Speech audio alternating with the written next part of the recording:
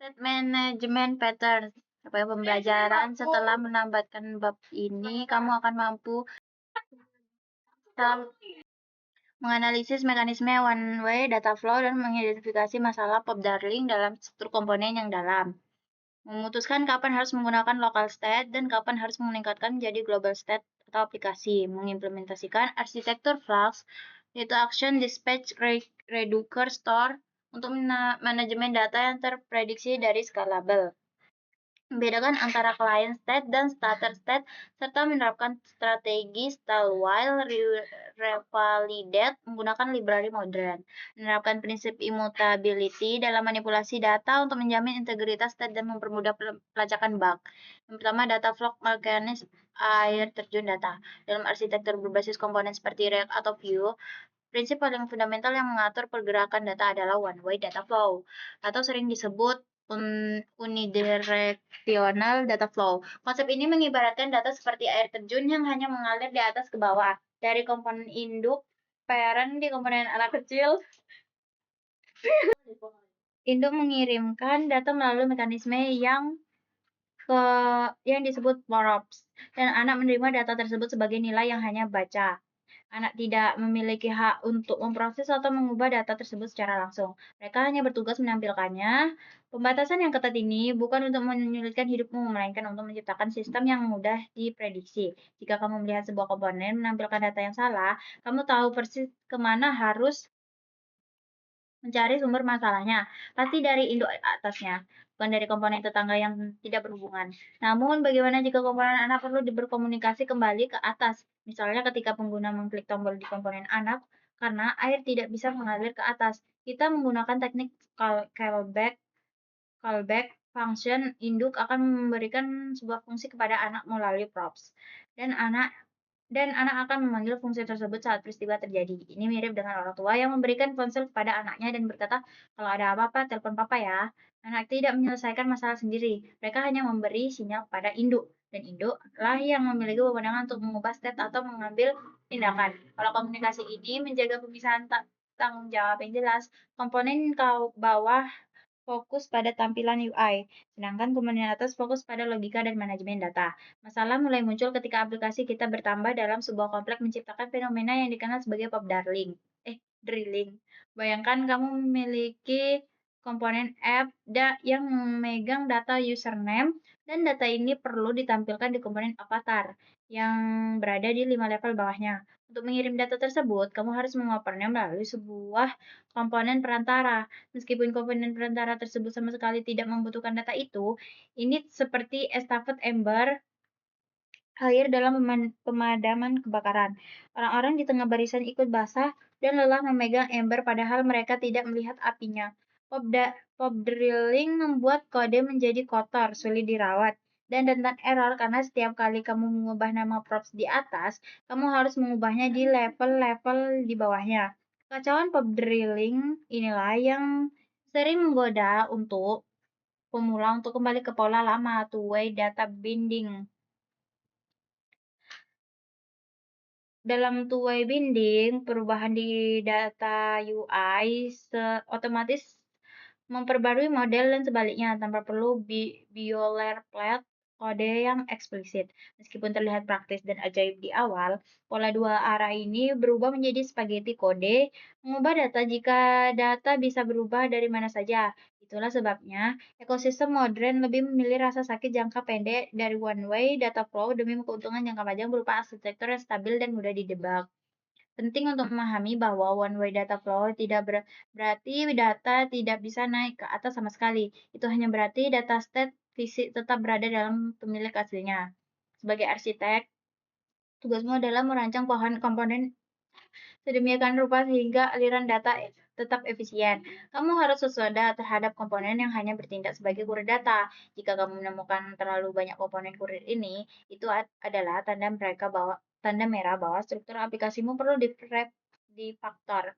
Mungkin kamu tidak perlu menggunakan pola composition atau mempertimbangkan solusi manajemen state yang lebih canggih yang akan kita bahas di bagian selanjutnya. Memahami mekanika aliran data adalah langkah pertama sebelum melompat ke aliran bantu yang kompleks.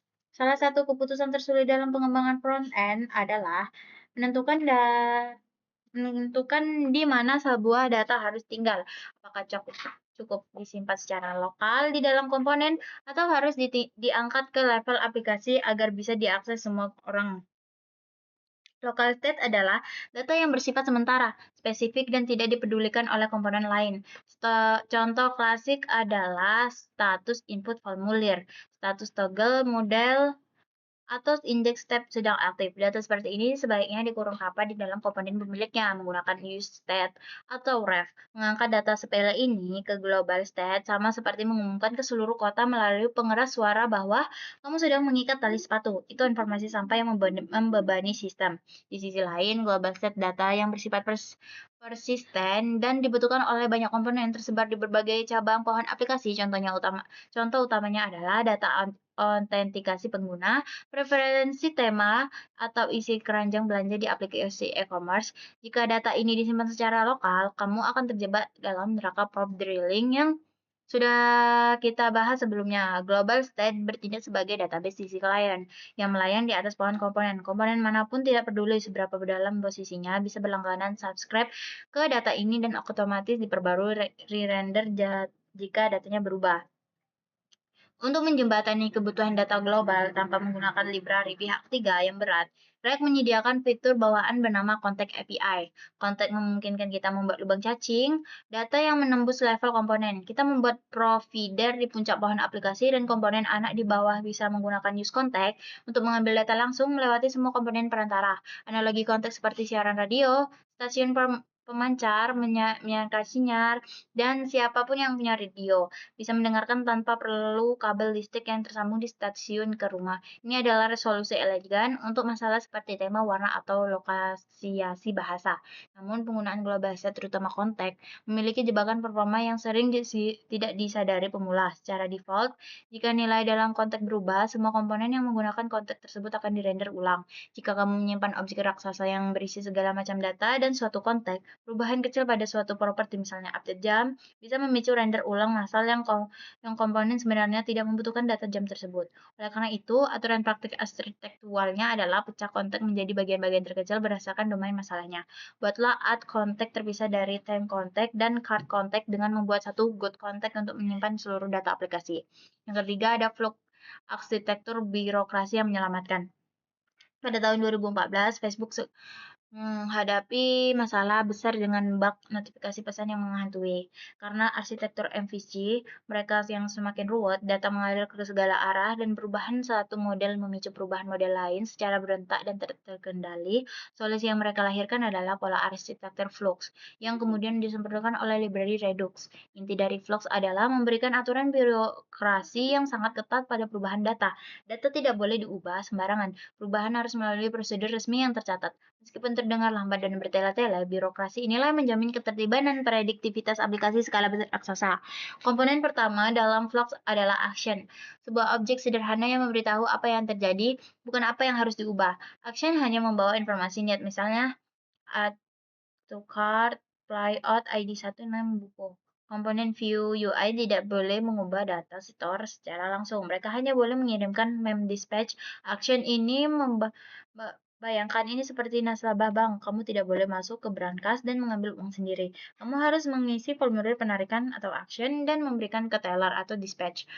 Formulir ini adalah bukti sejarah yang mencatat niatmu yang sangat berharga untuk melacakkan bug di kemudian hari. Setelah action dikirim, ia diterima oleh Reducer. Reducer adalah sebuah fungsi murni yang bertugas sebagai otak dan perubahan state. Ia menerima state dia saat ini dan sebuah action, lalu menghitung dan mengembalikan state yang baru. Rumusnya sederhana. Old state, action, new state. Reducer tidak boleh melakukan hal-hal yang aneh seperti memanggil API, membaca jam sistem, atau mengubahnya argumen secara langsung. Ia harus deterministik. Input yang sama harus selalu menghasilkan output yang sama. Di analogi bank, Reducer adalah akuntan yang menghitung saldo akhirmu berdasarkan saldo awal dan nominal di formulir penarikan, lalu menulisnya di buku besar baru. Hasil perhitungan Reducer disimpan dalam store tanpa tempat menyimpan tunggal untuk seluruh data aplikasi, berbeda dengan pola MVC di mana data tersebar di banyak model. Flux menganjurkan satu store raksasa yang Mencakup segalanya, ini memudahkan fitur seperti save load state, undo rate, dan time travel debugging. Ketika store diperbarui, ia memancarkan sinyal ke semua komponen view yang berlangganan agar mereka memperbarui tampilan. Alur ini membentuk siklus satu arah yang tertutup, action, dispatch, reducer, store, view, action. Lingkaran setan ketergantungan data yang dulu menghantui Facebook pun berhasil diputus. Meskipun konsepnya berlian, implementasi Redux klasik sering dikritik karena terlalu banyak kode boilerplate. Developer harus menulis file terpisah untuk action types, action character, dan reducers yang panjang lebar hanya untuk mengubah satu variabel boolean. Menanggapi kritik ini, ekosistem modern telah berevolusi. Redux Toolkit kini menjadi standar resmi yang jauh lebih ringkas, dan library alternatif seperti Justin menawarkan filosofi vlog yang lebih minimalis tanpa boilerplate yang menyiksa. Just10 menghilangkan kebutuhan akan provider dan membolehkan kita mendefinisi action langsung di dalam store. Hulk membuat Frog terasa mudah menggunakan local state. Yang keempat, server state management. Jangan mengklaim data pinjaman. Fitur paling powerful dari manajemen server state modern adalah automatic deduplication dan window focus refreshing. Jika dua komponen berbeda meminta data profil user secara bersamaan, library cerdas ini akan menyatukan menjadi berpindah menjadikan satu request jaringan saja, menghemat bandwidth. Selain itu, ketika pengguna berpindah tab browser lain, lalu kembali ke tab aplikasimu, library akan otomatis memicu fetch ulang yang memastikan data yang dilihat pengguna masih segar. Kamu tidak perlu menulis satu baris kode pun untuk fitur-fitur canggih ini. Semuanya harus menjadi perilaku default. Bandingkan dengan Redux manual di mana kamu harus memiliki logika ini sendiri. Pemisahan antara client state dan server state membuat arsitektur aplikasi menjadi jauh lebih bersih. Client state yang benar-benar memiliki UI tetap tinggal di konteks atau Justin Redux seperti state diserahkan sebenarnya ke React. Dengan cara ini, global store Redux kamu terjadi gemuk dan penuh sampah data API yang menyusut drastis. Kamu tidak lagi butuh Reducer hanya untuk kode menjadi lebih deklaratif. Manfaat lain yang sering diabaikan adalah manajemen memori dan garbage collection. Library server state biasanya memiliki fitur cache invalidation otomatis. Jika data detail produk A tidak lagi ditampilkan di layar karena penggunaan sudah pindah halaman, data tersebut akan diberi waktu misalnya 5 menit. Jika dalam 5 menit tidak ada yang meminta data itu lagi, ia akan dihapus dari memori. Garbage collected yang mencegah aplikasi SPA menjadi semakin lambat karena menumpuk data yang lama yang tidak terpakai. Masalah klasik ini juga sering terjadi pada implementasi Redux yang naif di mana data ditambahkan terus tapi jarang dihapus. Sebagai arsitek modern, menghadapi library server state adalah salah satu keputusan dengan ROI tertinggi. Ia menghapus ribuan baris kode boilerplate, meningkatkan performa perspektual pengguna, dan menangani kasus-kasus tepi jaringan yang sulit seperti Retilogic dan polling. Jadi berhentilah mencoba membangun ulang mekanisme caching HTTP dan dalam Redux-mu serahkan urusan data server kepada ahlinya dan fokuslah pada pengalaman unik aplikasimu.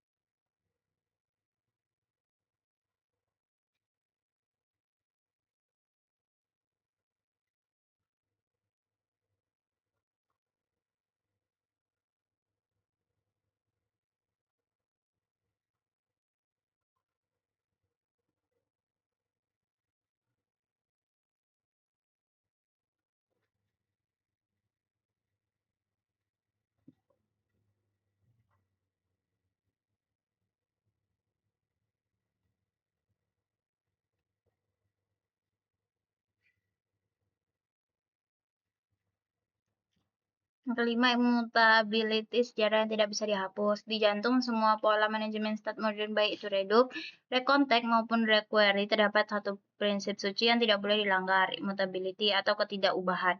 Konsep ini menyatakan bahwa sekali sebuah objek atau array data dibuat, ia tidak boleh diubah isinya secara langsung. Jika kamu ingin mengubah data, kamu harus membuat salinan baru dari data tersebut dengan perubahan yang diinginkan dan menggantikan objek lama dengan objek baru ini. Alih-alih melakukan array pass, yang mengubah array asli, kita melakukan konteks new array. Alih-alih username, kita melakukan konteks new user, username Budi. Mengapa kita harus melakukan cara yang terkesan boros memori ini? Alasannya berkaitan erat dengan performa change detection di framework seperti React. Untuk mengetahui apakah komponen perlu dirender ulang, React perlu membandingkan state lama dengan state baru jika kita memutasi objek secara langsung. Referensi memori objek tersebut tetap sama. React akan melihat old state, new state sebagai true karena alamat memorinya sama sehingga ia menyimpulkan data yang tidak berubah dan tidak memperbarui layar. Dengan immutability, setiap perubahan menghasilkan alamat memori baru. React cukup melakukan pengecekan referensi yang sangat cerdas, yang cepat, yang memakan waktu nanodetik untuk mengetahui bahwa ada perubahan. Selain performa, immutability memberikan keuntungan besar dalam hal predictability dan debugging. Jika data bersifat mutable, sebuah objek bisa diubah seisinya oleh fungsi mana saja secara diam-diam tanpa meninggalkan jejak. Ini menciptakan bug hantu di mana data tiba-tiba berubah dan kita tidak tahu siapa pelakunya. Dengan data immutable, kita memiliki jaminan bahwa objek data di masa lalu tetap utuh. Ini memungkinkan fitur canggih seperti time travel debugging di Reduc DevTools, di mana kita bisa membatalkan aksi melompat ke state masa lalu dan memutar ulang kejadian langkah demi langkah karena setiap snapshot state tersimpan secara terpisah dan aman dari perubahan. Tantangan utama immutability adalah sintak JavaScript yang terkadang bertele-tele terutama untuk struktur data yang bersarang. Dalam nested mengubah properti di level keempat menggunakan spread operation bisa menghasilkan kode yang sudah dibaca dan rentan kesalahan. Untuk mengatasi ini, kita bisa menggunakan library pembantu seperti Immer. Immer memungkinkan kita menulis kode dengan gaya immutable yang biasa, tetapi di balik layar yang menggunakan mekanisme proxy JavaScript untuk secara otomatis menghasilkan struktur immutable baru yang benar. Ini memberikan kenyamanan penulisan kode, imperatif, dan keamanan hasil immutable. Yang kelima, yaitu mengintegrasi keselamatan manajemen hati dan integritas kebenaran.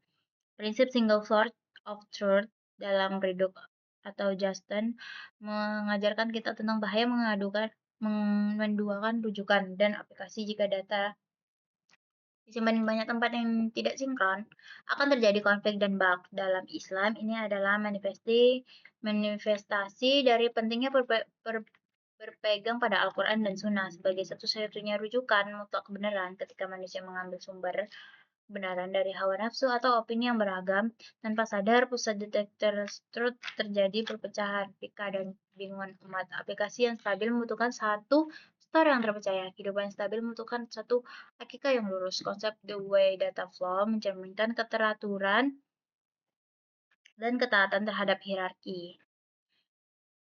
Yang ketujuh, kesimpulan pengendali aliran kebenaran. Bab ini telah mengungkap bahwa tantangan terbesar dalam aplikasi kompleks bukanlah rendering tampilan, melainkan jaga konsistensi data yang ada di baliknya. Berikut adalah prinsip-prinsip manajemen state yang harus kamu pegang. Yang satu arah lebih baik.